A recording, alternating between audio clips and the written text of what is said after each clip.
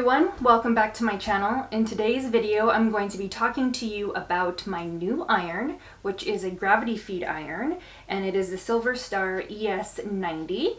I got it to replace my Rowenta, which decided to leak water everywhere, and that was no fun. So since I've been deciding, yes, it's not on, since I've been deciding or curious about a gravity feed system, I decided I'm gonna do it. And I ordered this one from Wawa. It was $99. And I actually got the first one, I think a couple weeks ago, and I started using it, but the light never came on. Now the light does turn off once it's reached its temperature that you've set it to. So you do have to kind of be careful that, you know, it's on. But my light wasn't going on at all. I did use the iron to see if I even liked it, and yes, I really liked it. So I contacted Wawa and they said, oh, no problem, we'll send you a replacement.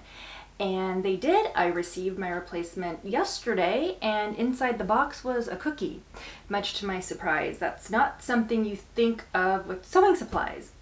But sewing and cookies do go together, I tell you they do. But Wawa has excellent customer service, and their prices are really great. Fast shipping. I buy my thread from them. I've started to buy these larger spools of Gutermann Mara 100s. They're only like a few dollars. I know that a lot of us, I in particular, go to Amazon for many of my sewing supplies, and you can buy this iron on Amazon. But I think for the heavier duty sewing equipment like our machines, our irons, going to a dedicated sewing supplier is probably better, especially when it comes to customer service and support.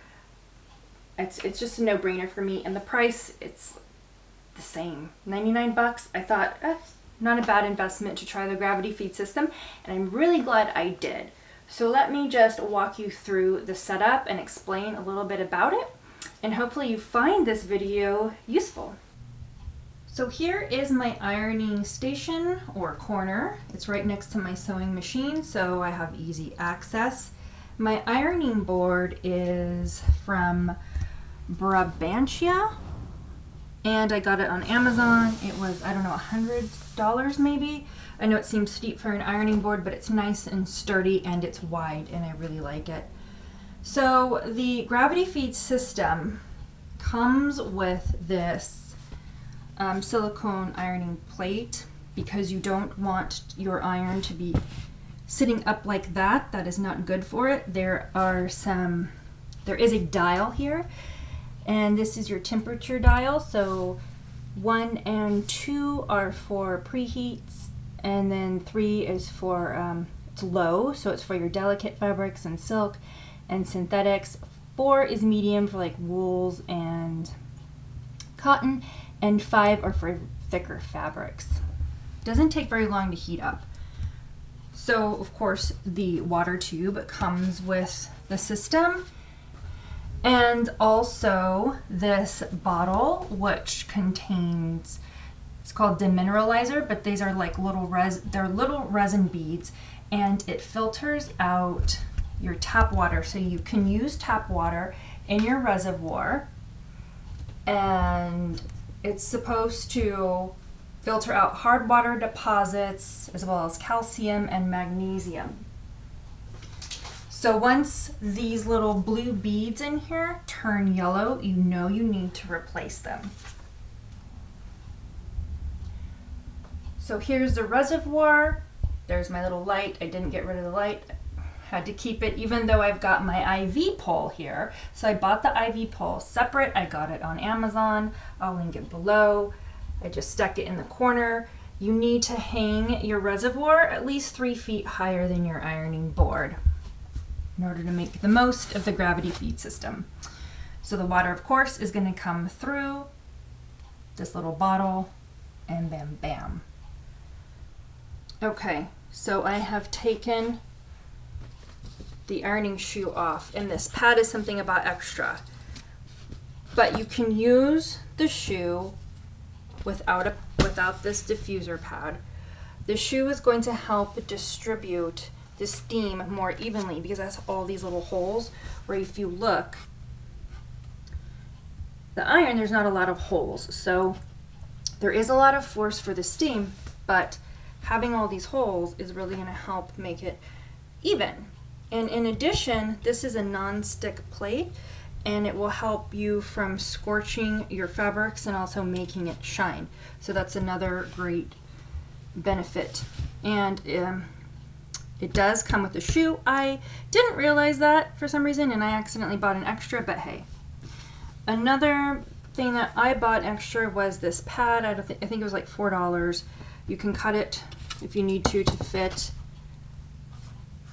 And it goes like that, and then you put your iron on.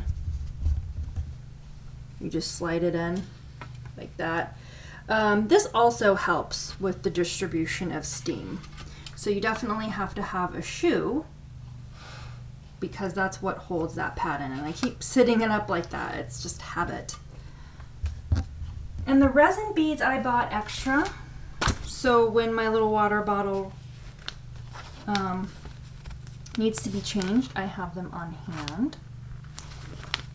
So what I'm going to do is go ahead and turn this iron on and let it preheat so I could show you the steam. Alrighty, I've plugged my iron in and turned it on and preheated it. One thing that you have to do is you need to open up your valve here when you're ready to use it.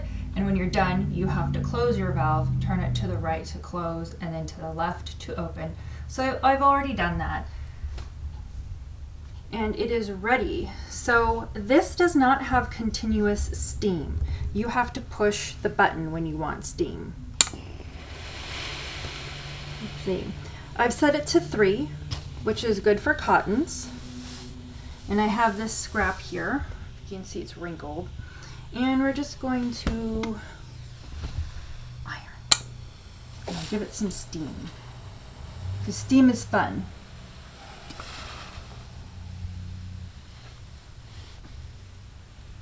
Now, one thing I do like about this iron is it is heavy. Well, it's a little bit heavier than my old Rowenta. This is about, I think, 4 pounds, maybe a little bit more. And I like a heavy iron. I think it does a better job, especially when you're applying interfacing. So take a look at that. It does a great job. I really do like it. It's just